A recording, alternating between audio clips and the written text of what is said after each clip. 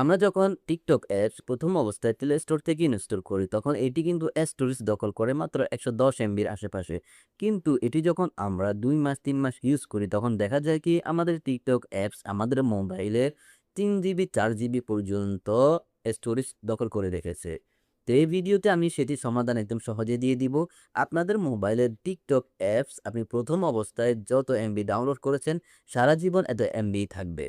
কথা না বাড়িয়ে আমি পুরো ভিডিওতে আপনাদেরকে প্রসেসটি দেখিয়ে দেব। টিকটক এই অ্যাপসটি আমরা যখন প্রথম ইনস্টল করি তখন এর ফাইল সাইজ থাকে 110 জিবির আশেপাশে। কিন্তু আমরা যখন এটিকে 1 মাস 2 মাস ব্যবহার করি তখন এটির ফাইল সাইজ হয়ে যায় 3 জিবি 4 জিবির মতো। তো ভিডিওতে আমি আপনাদেরকে এটি দেখাবো কিভাবে আপনারা এর সমাধান করে নেবেন। তার জন্য আপনি টিকটক অ্যাপসটি ওপেন করে নেবেন। ওপেন করার পরে এখানে ছোট্ট একটি কাজ করবেন, নিচের দিকে দেখতে পাবেন প্রোফাইল একটি অপশন আছে, এখানে টিপ করবেন।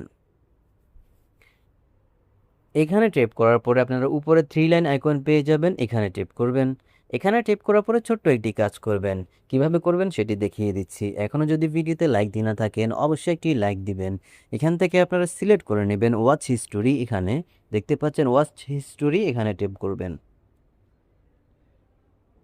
টেপ করার পরে এখানে আপনি দেখতে পাবেন আপনি যে দিন থেকে অ্যাপসটি ইনস্টল করেছেন ওই দিন থেকে আজ পর্যন্ত যত ভিডিও দেখেছেন সমস্ত ভিডিওর হিস্টোরি কিন্তু এখানে জমা আছে। তার কারণে আপনার এই অ্যাপসটির সাইজ কিন্তু প্রত্যেক দিনই বাড়তে থাকে। তো আপনি যদি এই হিস্টোরিগুলো ডিলিট করে দেন তাহলে আপনার অ্যাপসটির সাইজ আগের মতো 110 এমবির আশেপাশে চলে আসবে। তো এগুলো ডিলিট করার জন্য উপরে 3 ডট আইকন পেয়ে যাবেন, এখানে টেপ করবেন। এখানে টেপ করার পরে সিলেক্টে টেপ করবেন। সিলেক্টে টেপ করার পরে নিচের দিকে পেয়ে যাবেন সিলেক্ট অল ওয়াচ হিস্টোরি, এখানে টেপ করবেন, তারপরে ডিলিট এখানে টেপ করে আপনারা এগুলো ইজি ডিলিট করে নিতে পারবেন।